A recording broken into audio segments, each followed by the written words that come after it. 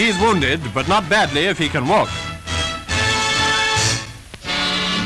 Returning to the subject of Franco-British cooperation, striking evidence of it is afforded in a French village whose mayor presents new colours to a British regiment. The flag has been made by the villagers in gratitude to the Tommies who gave a Christmas party to the children. The Colonel's French is quite up to the mark. Un très vif plaisir, et c'est pour ça que j'en suis le plus.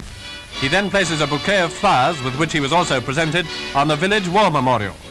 The nurse accompanying him is Madame Demont, captured by the Germans in the last war and at first condemned to death. General Salute! Present! Oh!